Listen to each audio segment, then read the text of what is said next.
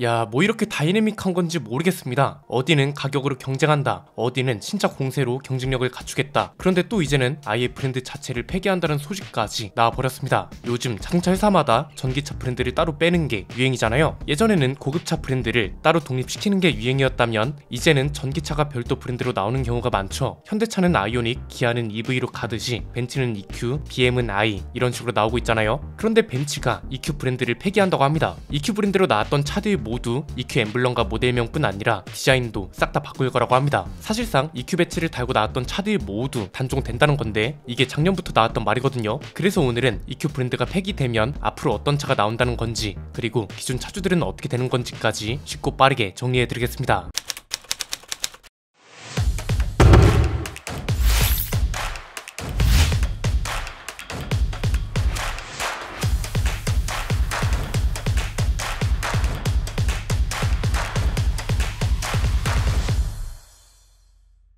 이건 사실 예견된 일이긴 합니다. 김승현 편집장이 작년에 i7 시승기를 내보냈을 때, 이때가 벌써 1년 전인데 당시에도 EQ 브랜드가 폐기된다는 소식이 외신들을 통해 종종 나왔었거든요. 그래서 이 당시 시승기에도 내용이 녹아들어 있었고요. 올해 1월에도 관련 소식이 나왔었는데 이때까지만 해도 벤츠 코리아에서는 아직 확인된 바 없다고 이야기를 했단 말이죠. 그런데 이달 들어서 결국 벤츠 관계자로부터 EQ 브랜드가 폐기된다는 소식이 나와버린 겁니다. 벤츠가 전기차 사업을 접는다, 이런 건 전혀 아니고요. 브랜드를 폐기하는 이유는 아주 간단합니다. 가장 큰 원인은 디자인입니다. 이건 진짜 속이 시원한 느낌인데요. 사실 거의 대부분이 EQ 디자인이 별로라고 했었습니다. 우리나라뿐만 아니라 외국인들도 EQ 디자인은 조롱의 대상이었단 말이죠. 그럼에도 벤츠는 꿋꿋하게 이 디자인을 밀고 갔는데 결국은 벤츠 내부적으로도 이 디자인이 별로라는 걸 알고 있었다는 거죠. 사실 궁금하긴 합니다. 대체 이런 패밀리 룩이 어떻게 승인이 났고 심지어 그렇게 수많은 차종들이 적용될 수 있었던 계기도 궁금해지는데, 원래 사진이나 영상으로 본 디자인이 별로면 실물로 봤을 때는 괜찮은 경우가 많거든요. 대표적인 게 요즘 나오는 BMW의 패밀리 룩인 것 같은데요. 7시리즈 같은 차들을 사진으로 보면 솔직히 좀 별로잖아요. M4나 M3 같은 차들도 그렇고요. 그런데 7시리즈는 실물을 보면 차체가 워낙 커져서 그런지 웅장하거든요. 밤에 보면 그릴에 불이 들어오는 것도 굉장히 미래지향적입니다. M3나 M4도 마찬가지고요. 그런데 EQ 브랜드, 특히 세단 라인업은 실물로 봐도 사진이나 영상하고 느낌이 비슷합니다. 저는 개인적으로 가장 치명적인 게 EQS라고 봅니다. S클래스의 전기차 버전인 거잖아요. 그런데 실제로 보면 이게 EQE인지 EQS인지 구분이 너무 안 된다는 거죠. 패밀리룩 자체 문제보다도 모델마다 살려야 하는 특징을 제대로 못 짚은 게 아닌가 싶습니다. 이걸 아마 벤츠 내부적으로도 충분히 인지하고 있었던 것 같고, 그래서 벤츠 관계자가 외신에 얘기한 걸 보면 EQ 브랜드의 디자인이 만족스럽지 못하다는 고객들의 의견을 받아들이고 있다는 말을 합니다. 더 중요한 건 앞으로는 어떤 차가 나오냐는 걸 텐데, 일단 앞으로 새로 출시될 전기차에는 EQ라는 모델명을 사용하지 않을 거라고 합니다. 그리고 가장 개선이 시급한 디자인도 싹 다 바뀔 거라고 합니다. 어떻게 바뀌는지 봤더니 작년에 CLA 콘셉트카가 공개됐잖아요. 얘가 옆에서 보면 보넷이 꽤 길게 빠졌거든요. 이런 식으로 전통적인 디자인을 갖추고 새로운 스타일을 적용할 거라고 합니다. 다만 전면부랑 후면부 디자인까지 콘셉트카처럼 나올지 이건 아직 확인된 바 없습니다. 만약 전후면 디자인까지 이렇게 나온다면 또 문제가 될 것 같은데요. 어쨌든 가장 먼저 EQ 브랜드를 떼고 나오는 전기차는 올해 1분기에 공개될 예정인 G클래스 페이스리프트의 전기차 모델부터라고 합니다. 지금 EQ 브랜드로 나와 있는 차가 EQA, EQB, EQC, EQE, EQS, EQE SUV, EQS SUV까지 굉장히 많거든요. 이 차들 모두 역사 속으로 사라진다는 거고요. 자, 그럼 이 대목에서 단골로 등장하는 게 뭔가요? 독일차 회사들이 전기차 위기론이죠. 이 위기론이라는 게 차주들 입장에선 실제 구매에도 영향을 끼치는 거라고 굉장히 중요하잖아요. 진짜 독일 전기차는 이대로 망하는 걸까요? 정리해보면 이렇습니다. 크게 세 가지입니다. 첫 번째는 독일차는 왜 이렇게 전기차 시장에서 헤매는 거냐 이건데, 사실 이건 오해입니다. 그냥 다른 거 다 필요 없고요. 가장 객관적인 데이터라고 할 수 있죠. 판매량만 봐도 알 수 있습니다. 이게 작년 전기차 판매량 순위입니다. 테슬라가 압도적인 1위, 그리고 바로 다음이 폭스바겐이었고요. 3위는 스텔란티스, 현대차 그룹은 4위였습니다. 이게 그러니까 얼마나 모순적이냐 이겁니다. 누군가는 말합니다. 현대기아차 전기차가 세계 최고라고요. 그러면서 독일 전기차는 기술로 안 된다, 시장에서 도태될 거다, 이런단 말이죠. 그런데 정작 판매량은 독일 대표 브랜드인 폭스바겐이 2계단이나 위에 있습니다. 이건 진짜 심각한 모순인 겁니다. 왜냐면 현대기아차 전기차가 최고라고 하면서 독일 전기차가 뒤처진다고 말하는 건 판매량 데이터만 보면 반대로도 이야기가 되는 거잖아요. 현대기아차 전기차 전기차는 폭스바겐한테 안 되고요. 왜 굳이 이런 식으로 이야기를 전개하는 건지도 모르겠다는 거죠. 어차피 소비시장이라는 건 기술력만으로 성공과 실패가 나뉘는 것도 아니잖아요. 판매량 데이터라는 건 객관적인 통계가 있는데 이걸 어떻게 부정할 거냐는 거죠. 마찬가지입니다. 한국에서 현대기아차가 가장 잘 팔린다는 것도 부정할 수 없는 데이터인 겁니다. 독점 시장이라고 까내리는데 그 독점 시장이 왜 만들어졌는지도 생각해 봐야죠. 그간 르셀 케이지가 좋은 제품을 만들어 팔았다면 이렇게 될 가능성도 적지 않았을까요? 제품 시장이라는 건 그래서 단순히 결론 내기가 굉장히 어렵다는 거고, 이참에 판매량 데이터를 근거로 정리하면 이렇습니다. 독일차 브랜드가 전기차 시장에서 고전 중이고 현대기아차보다 뒤처져서 도태되고 있다. 이건 일단 잘못된 표현이고요. 전기차 시장에서는 프리미엄 브랜드들이 상대적으로 고전 중이고 앞으로도 그럴 가능성이 높다. 이게 더 정확한 표현이라고 봅니다. 이게 이제 두 번째 이야기랑 연결되는데요. 현대기아차도 사실 전기차 시장에서 잘 나가는 건 현대차랑 기아지 제네시스가 아니잖아요. 제네시스 전기차는 국내에서도 잘 안 팔린다고 하는데 해외 시장을 휩쓰는 건 힘든 게 당연하죠. 그래서 이걸 바라보는 시각부터 제대로 바로잡고 넘어가야 한다는 겁니다. 벤츠랑 BMW 전기차가 안 팔린다, 그러므로 현대기아차보다 못하다,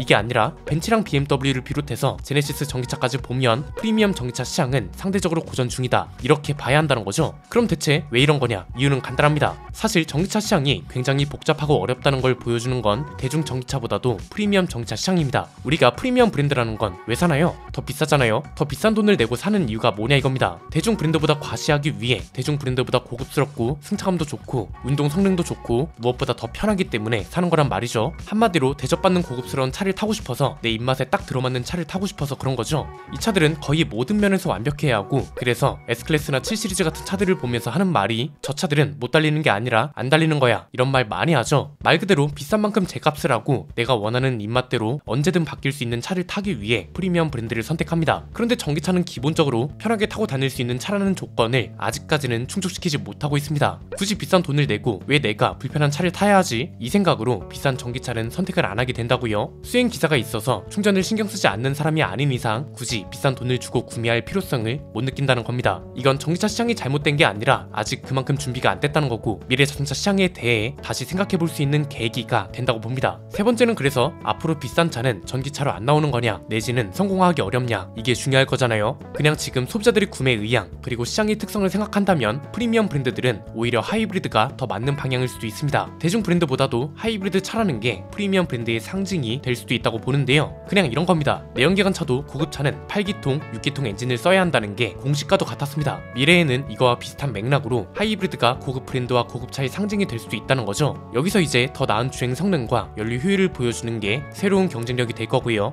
왜냐면 프리미엄 브랜드는 어쨌든 편하게 탈 수 있어야 한다는 게 가장 중요하니까요. 그래서 최근에 제네시스가 하이브리드 모델을 도입하기로 결정한 거, 이건 진짜 잘한 거라고 봅니다. 시장 흐름을 굉장히 잘 읽고 있고 자신들이 가지고 있는 자산을 어떻게 활용해야 하는지도 굉장히 잘 알고 있다는 거죠. 그래서 전세계 판매량 3위를 유지할 수 있었던 게 아닌가 싶고요. 뭔가 헷갈릴 때는 단어 같은 걸 유심히 보면 됩니다. 우리가 흔히 전동화라고 얘기하면 전기차만 출시한다고 생각하잖아요. 그런데 그게 아닙니다. 전동화라는 것에는 하이브리드 차도 포함되는 겁니다. 어떤 브랜드가 우리는 전기차만 만들 겁니다, 이렇게 말하지 않는 이상 우리는 향후 몇 년까지 완전 전동화를 실현시킬 겁니다. 이렇게 말하는 건 순수 내연기관 차를 하이브리드 차로 만들겠다는 것도 포함된다고요. 미래 자동차 시장이 하이브리드 차와 전기차로 나뉘는 건 아주 자연스러운 과정이라고 보고요. 제네시스나 렉서스 쪽은 하이브리드, 벤츠나 BM은 플러그인 하이브리드가 새로운 미래 경쟁력이 될 수도 있지 않을까 싶습니다. 마치 대중 전기차 시장이 가성비가 새로운 경쟁력으로 떠오르고 있는 것처럼 말이죠. 오늘 내용은 여기까지입니다. 내용이 유익하셨다면 구독과 좋아요, 알림 설정 부탁드립니다. 지금까지 저는 안피디였습니다. 감사합니다.